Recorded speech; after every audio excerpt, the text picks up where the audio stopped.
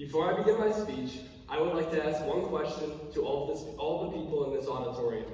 Have you ever been in any type of social setting where you've decided not to say what is in mind because you were afraid you will be judged or discriminated against?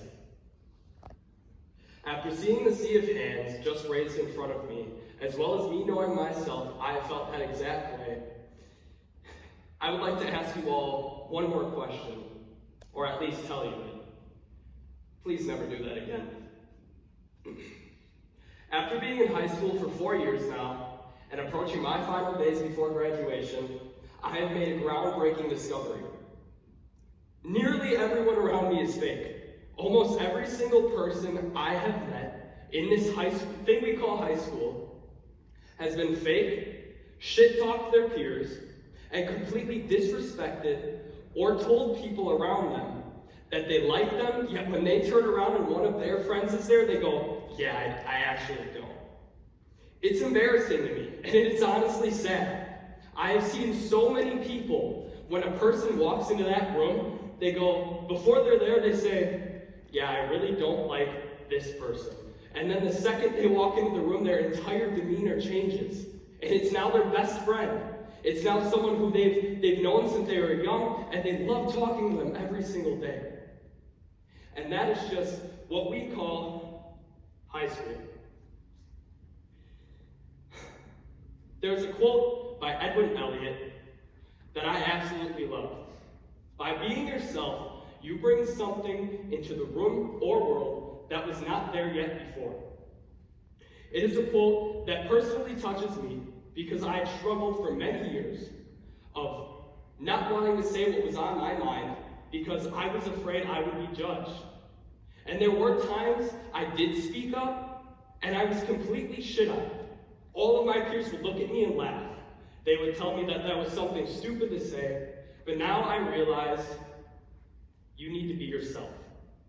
I would like to break down to all of you the pros of being yourself, as well as how strong conformity truly is.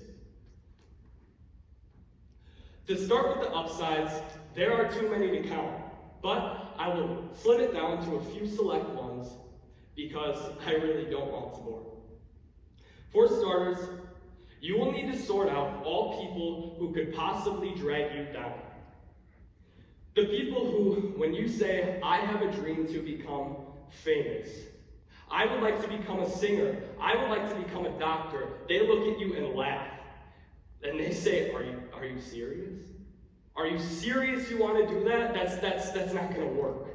That's not going to happen. Those are the people you need out because they will only drag you down no matter how far you get until you are successful.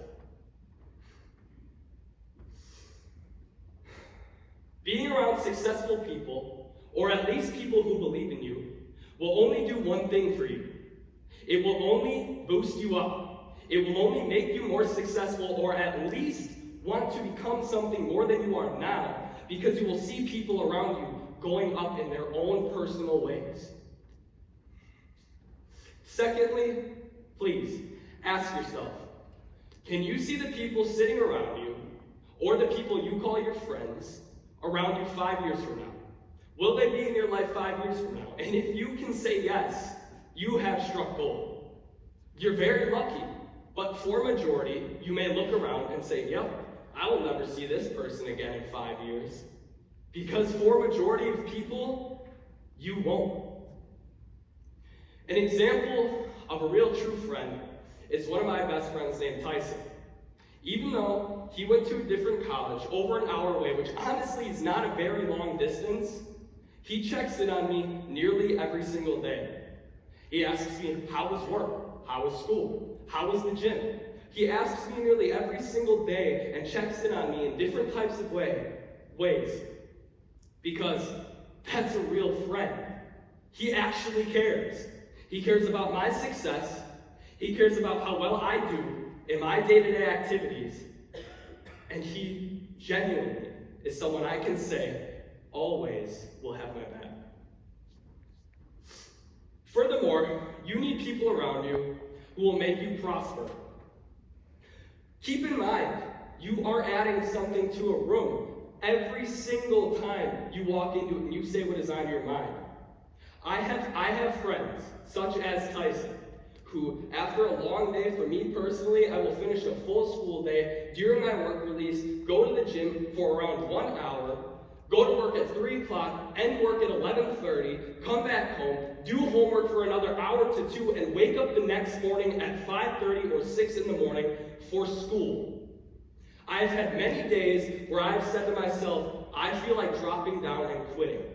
I don't want to do this. I would have had many nights with missing homework assignments, many days of not going to the gym, and many days of wasted potential and self-success because I was tired. But after calling any one of my closest friends around me, I know no matter how tired I am, they will give me the confidence and they will keep my head up to make sure that I am the most successful person I could possibly be. And the great thing about having that support system to fall back on is after you get those calls a few times, you don't need them anymore. You get supported so well that you can eventually hold yourself up and walk like a newborn baby. You can now actually walk and do your tasks that were difficult because now you're headstrong enough to succeed. Now, to explain what conformity truly is. There is a test that we call the conformity line experiment. This test was done by Solomon Asch in 1951. This was a test where 6 contestants were put into a room, 5 of which were planted there, but 1 out of the 6 was completely blind to what was happening. They were shown this picture here. It is obvious that line C is equal to the first line shown. But the other 5 people in the group, mind you, they were supposed to answer as one whole group. The other 5 people in the group were planted to say that line A was equal to the first line shown. Even though the original contestant spoke up and said, I believe it's line C, they eventually ended in conformity by going with the group answer of A. After maybe a short discussion, after a little bit of convincing, all of a sudden, that person who originally believed C was equal to the first line, now went with the group. 75% of the contestants. It's unbelievable how you can walk into a room, be shown something and truly believe it, but when people around you don't believe what you believe in, 9 times out of 10 those people fold. You will completely go against your beliefs, your morals, or any belief system you have created for yourself or your family has created for you, just because you are nervous to be left out. That's how strong conformity truly is. You need to all keep in mind, your opinion is not valued less just because you are different. Maybe you do agree with the group, and the group is truly what you believe in. And you know what? Stand loud and proud and say, I agree with the group. But if you don't, do not be afraid to go against the grain. You need to continue to do what you believe in.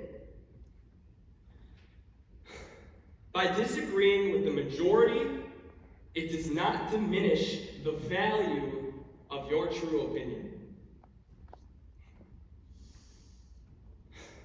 Now, as I'm wrapping up, I ask you guys all today to please do me a favor. Drop the people who you know are fake to you. When you walk into a room with them, do not look them in the eye and go, hey, how you doing? You need to be honest. Tell them you do not want to be friends with them. When you see them, ignore them. Don't act as if they are your childhood best friend. Go with your gut, follow your dreams in any type of way, and always remember to please go against the grain. Thank you.